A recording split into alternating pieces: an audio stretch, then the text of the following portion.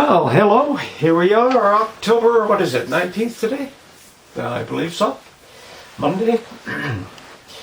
Trust everyone's fine and everyone's well. Well, of course, the craziness continues. The craziness definitely continues.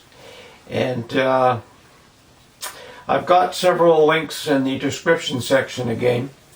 And so you can sort of, these aren't things that I'm pulling out of the air. These are things that we're finding online.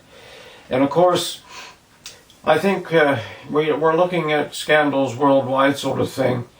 We're looking at the Great Reset slowly inching closer like slow-moving lava. But I think there's other things in Canada that we should be looking at as well. And, you know, we've heard through the years about the Trudeau Foundation, the people investing there, lobbyists, etc., etc., etc. But it's worth a second look. You know, especially with this gold mine in the Arctic and the strategic location in a balance. They're sort of investigating, but let's hope that there's not much to investigate. You don't give up a strategic location like that to another country, I don't think. It's especially a country that's hell-bent on taking over the world.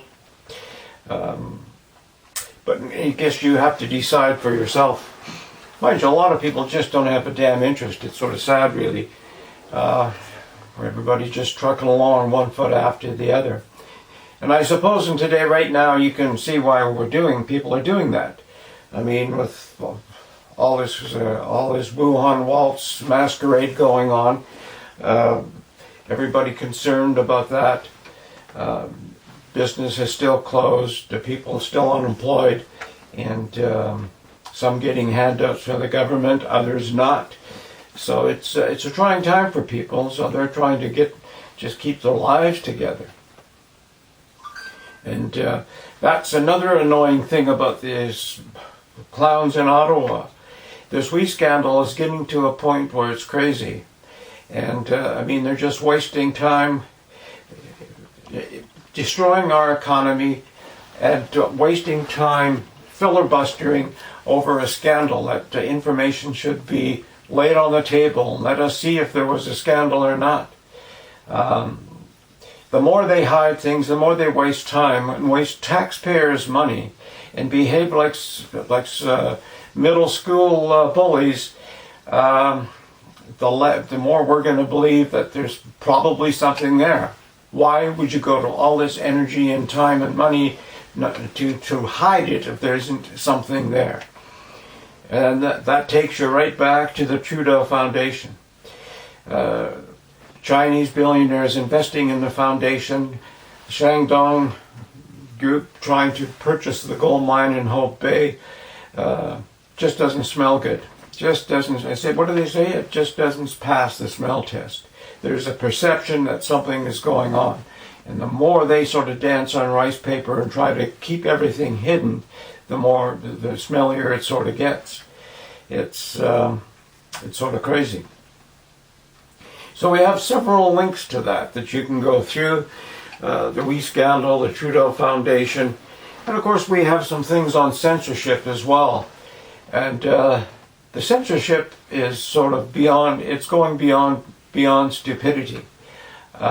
When you can have some corporation, it's a tech corporation, deciding what is apropos, what isn't. And this goes into Amazon as well with publishing books. There's some books they won't publish, there's a censor.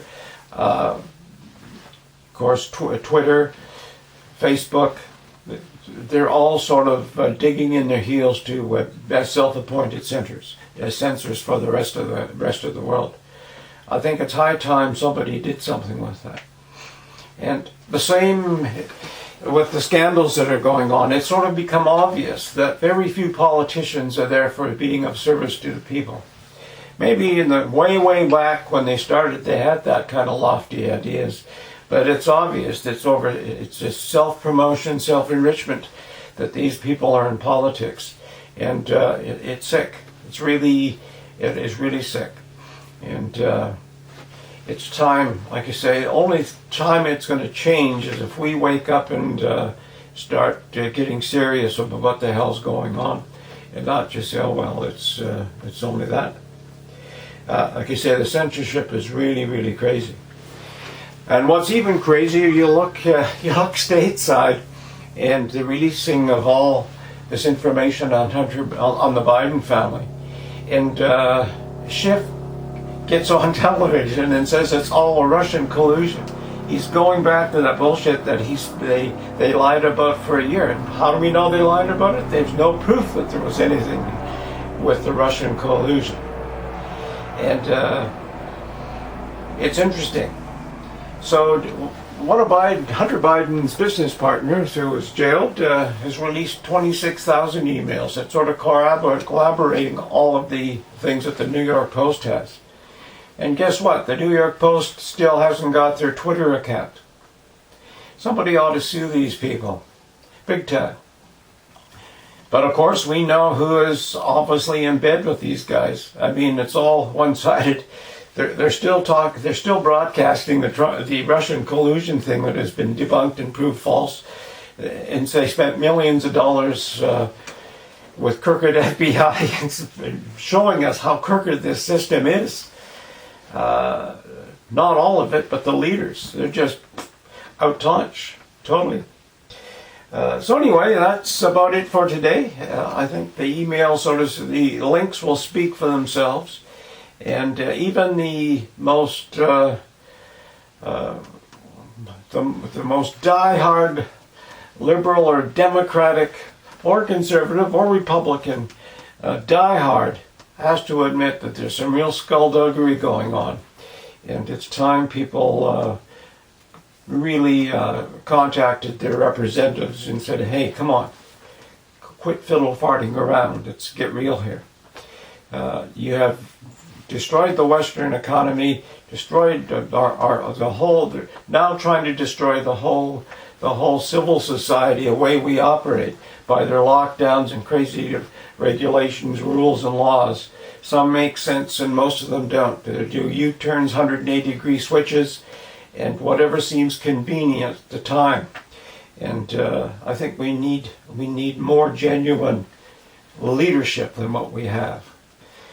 We just need more genuine leadership, and it's only going to happen if we start getting after them and watch who you're voting for, sort of thing. I suppose that's another sad thing. And right now, it doesn't really matter because whoever you vote for, it's the same sort of shit with a shithead in a different colored tie. It's sort of sick. It's I don't know. Does anybody have any solutions out there? Take care. Bye for now.